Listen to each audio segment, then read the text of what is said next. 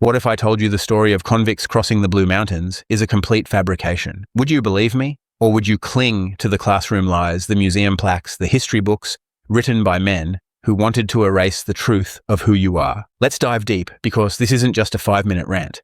This is a full breakdown of the biggest lie in Australian history, a journey through the ruins of Tartaria, the manufactured myths of Britain, and the erased legacy of the Aboriginal and Tartarian bloodlines. And I want you to leave a comment every time a question hits you, because the only way we break this spell is if we all start asking the right question. So let's begin. They tell us the Blue Mountains were an impenetrable barrier, that early settlers couldn't cross, that convicts, starved and chained, were sent out to hack through impossible terrain until one of them finally stumbled on a route. Have you ever actually looked at the Blue Mountains?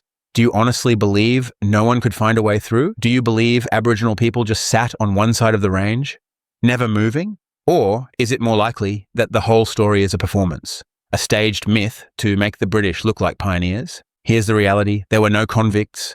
Convicts are a psychological trick. The Crown told you you're descended from criminals so that you'd feel ashamed of yourself, so you'd never question authority, so you'd believe your place was at the bottom.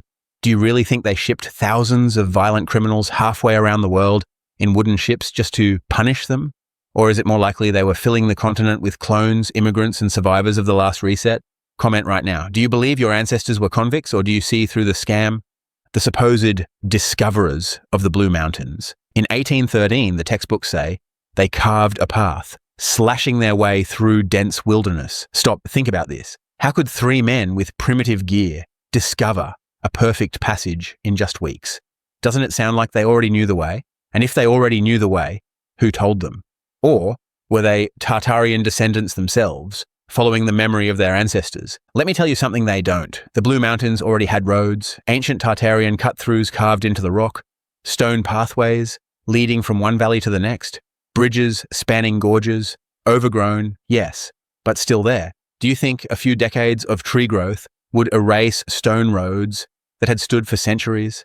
The explorers didn't discover anything. They rebranded it. Doesn't that make you wonder how much of settler history is just rebranded Tartaria? And here's the darker part. While they were pretending to discover passages, the British government was carrying out genocide. With the help of the church, they were wiping out Aboriginal people. Guardians of the land, keepers of Tartarian memory, they were hunting down the remaining Tartarian families who still remembered the truth.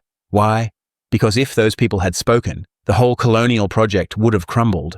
Do you see how the church, the crown, and the government worked together? Was it really about spreading Christianity, or was it about erasing history? Let's ask some questions they never want you to ask.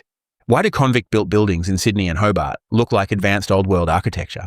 Arches, columns, domes, when convicts supposedly had no skills and only crude tools. Why are there star forts in Australia, the same type found all over the world, if we're told the continent was undeveloped?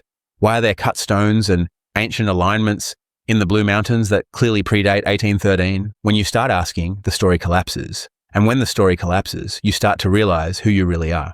You're not the child of convicts. You're not the grandchild of criminals. You are the descendant of immigrants, yes, but also of Aboriginal bloodlines, of Tartarian survivors. And here's the part they hate, of clones. Manufactured humans used to repopulate after resets. Why else do you think there are sudden, unexplained population booms after every supposed pandemic? Why do you think orphan trains and child shipments were common in the 1800s? Why do you think world fairs were really set up? To distribute cloned children, to cover up the mudfloods, to rewrite memory? Doesn't that make far more sense than the convict fairy tale? And let's circle back to the Blue Mountains. Why were they so obsessed with the idea of them being uncrossable? Because it gave them an excuse to stage a heroic narrative. Because it let them erase the truth that Tartarians already lived here. That towns and roads already connected the coasts to the interior. If they admitted that, the whole illusion of British civilization would crumble. Doesn't it enrage you that your identity has been stolen like this? Now imagine walking through those mountains, not in 1813, but centuries earlier. Imagine following a path lined with stone blocks, perfectly cut. Imagine seeing archways carved into cliffs, ruins of Tartarian structures peeking through gum trees and sandstone. Imagine knowing your ancestors built these roads, not with chains and picks, but with advanced knowledge and technology we no longer understand. Wouldn't that completely flip your idea of Australian history? Every plaque, every textbook, every teacher who told you about Blaxland, Lawson and Wentworth, they were repeating a lie, not because they're all evil, but because that's the system. Lies passed down, unquestioned. But you're not meant to question, are you? You're meant to swallow it, sit down, shut up, and believe you came from criminals? Well, I'm asking you, do you accept that story, or do you demand the truth? Drop your answer in the comments right now. Well, let's talk about the church again. Do you think it's a coincidence missionaries set up right alongside colonial expansion? Do you think it's chance that as soon as a road was discovered, churches appeared? The church's role was to cover up Tartarian ruins by building over them, by rebranding cathedrals as colonial churches. How many Australian churches look suspiciously advanced for the time? Why do they mirror Gothic Tartarian cathedrals from Europe? Were convict stonemasons really carving flying buttresses and rose windows? Or were they just repurposing what was already there? Now think about this. If the Blue Mountains Passage was already cut, if the road was already there, if the ruins already existed, then the real story is not about discovery, it's about cover-up. Doesn't that change how you see every first in Australian history? The first crossing, the first road, the first building? None of it is true. They were all just renamings of what Tartarians left behind. And isn't it interesting that Aboriginal songlines, ancient paths sung into memory, match many of these supposed discoveries? Songlines were not just stories, they were maps. Aboriginal people knew the land intimately because their ancestors had always moved across it. Why are we told they were nomadic and primitive when they clearly held advanced knowledge?